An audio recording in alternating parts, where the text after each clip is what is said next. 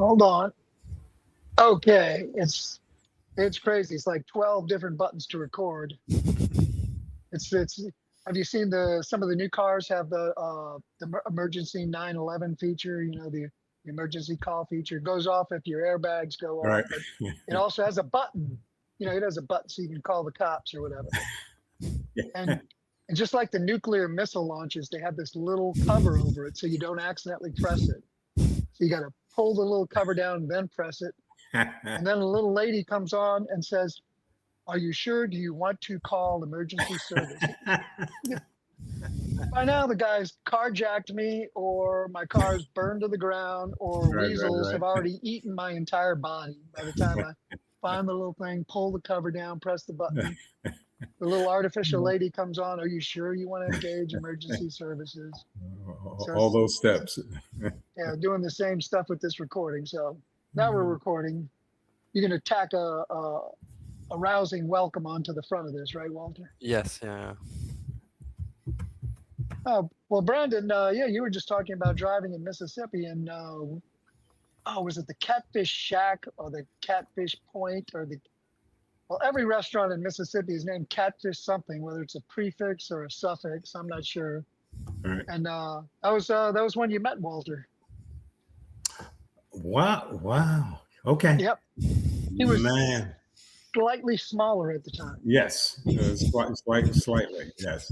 Boy, that's bringing back some memories there with him. That's bringing back some memories. Yeah, I do remember that.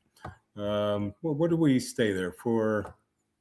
What was it Bob and was it 3 or 4 other folks? We stayed for about 3 or 4 days.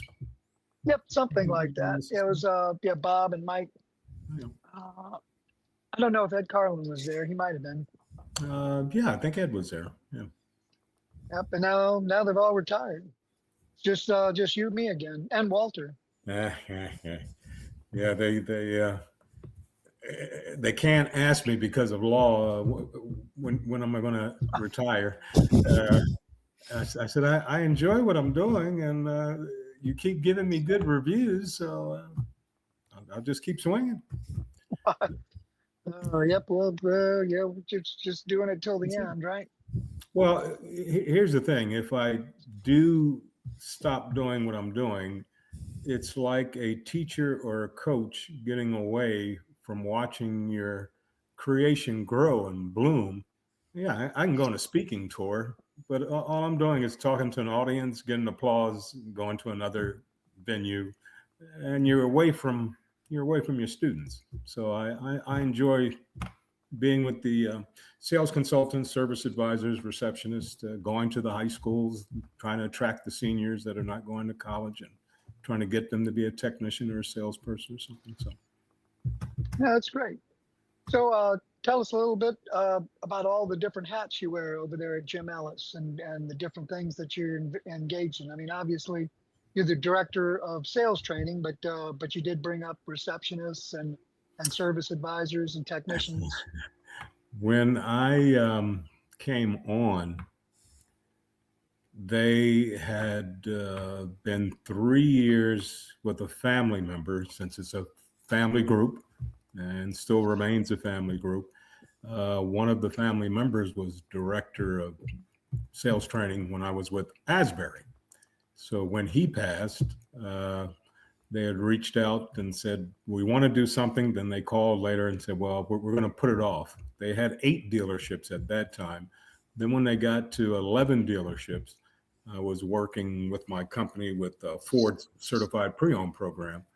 And they called me and said, "Well, you want to get off the road? We're about ready for a trainer now." So during the interviews with the Ellises and the VPs, I asked, "Well, who's working with the receptionist?" And they said, "Nobody." "Who's working with the BDC sales and service?" Nobody. "Well, who's taking your banner out into the community?" "Well, marketing does some things." I'm saying, "Well, no, I'm talking about going to the Chamber of Commerce, going to the high schools." They said, "Nobody." I said, "Well, okay, I'll take all that."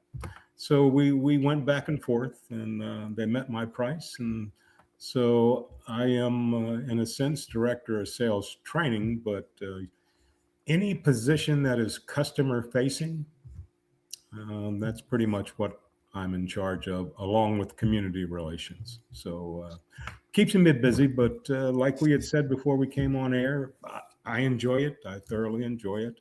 Went to a couple of high schools today, besides going to a couple of dealerships. Did a podcast for Jennifer Suzuki, a national big time person. And so I'm having fun. Great. Yeah, I mean, there was this book, Every Employee is a Salesperson. Everybody is a reflection of whatever organization that you're with. I mean, that's true at Advanta-STAR. It's got to be true at the dealership because, I mean, everybody represents the dealership. There was the old, that old canard of the salesman on the floor waiting to take it up. And, you know, they're sitting together in a group and guy walks in, the guy, oh, that guy's for service. Or, oh, that guy's just going to parts. And, you know, when I trained salespeople, I mean, that just made me curl up and die a little bit inside. I mean, they don't have human beings that are parts human beings and human beings that are service human beings and human beings that are car buyer human beings. You know, Right. If the guy's going to service, he bought a car and he's probably going to buy another one. You know, if the guy's going to parts, he bought a car, he needs parts for a car. He's not buying parts for a bicycle, you know, probably. Although now these dealerships sell bicycle. It's crazy. The first time I saw a Jeep bicycle. But the point being that everybody, I mean, the warranty clerk, the comptroller, everybody is a reflection of that dealership. And so you're taking care of that spirit and helping to put that forward so that the dealership's culture and the dealership's forward-looking face and personality is always being taken care of because, you know, that's brutally important in the marketplace and, you know, just in the community. No, you hit it on the head. And being the largest automotive group in the Atlanta market area, being a family group, and taking it one step further, being a Christian group, we have a bullseye on us as far as consistency goes. So I had a new hire sales training class last week. So after we give them the Jim Ellis process, we send them out mystery shopping to their competitors that are going to be in their community. So they can see on Thursday what a customer sees. They come back to class Friday and they debrief with everybody else in class. And I just say on the scale of 1 to 5, if you were a customer, 5 being the best, how would you rate it? Been with the Ellises 9.5 years, at least had one class a month. Nobody's gotten a 5 before. They gave somebody a 3, but they said, many times they say, can I give them a minus? You were there. I wasn't. You can give them anything you want, but that's how customers are being treated. And, you know, Whitton and Walter, people will buy from somebody that lies to them. Now, may not have a relationship where I get a referral or get another shot at you, but yeah. Can you sell a car? Yeah, you can sell a car with no processes at all. But our thing is, like I said, since we are family, since we're Christian, we make sure that we greet everyone. Even if a salespeople are having something at the tower, the receptionists are trained to anybody that comes across that threshold. They're inviting, and we do the right thing just because of what you said with them. So you're right. Everybody in every department is in that sales hat. I like what you said there. Oh, that's great. And that's funny because when I first got into the business, that was part of our training too. We went to other dealerships. And of course, you know, if you hear different points of view on that, you know, and this is probably coming from some of the dealerships that got negative numbers on those little tests. Yeah. Is that what you're sending your new trainees out to spy on other dealerships and stuff? Is it yeah, but not because they're going to steal any of what you're doing. No, they're going to avoid it like the plague. Some of these what they're seeing, hopefully, right. You know, hopefully they won't emulate any of it.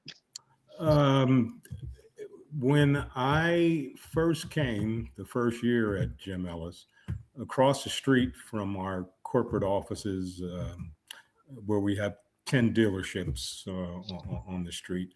There's a Group 1 store, a Toyota store across, and we're going to get that one. But when I first did it, the very first month, the GM caught on of what I was doing, came across the street, found our CEO, and got the Ellises together. And he was there, and and my CEO asked me, "Are you sending people out mystery shopping?" I said, "Yeah, we just started doing that. I'm trying to compare what we do." And all he did was shake his head and said, "Keep it up. just keep it up." And we've been keeping it up. That's a smart CEO. Thanks for watching. If you liked the video, hit the like button, subscribe for more, and drop a comment below. We'd love to hear from you, and it really helps out.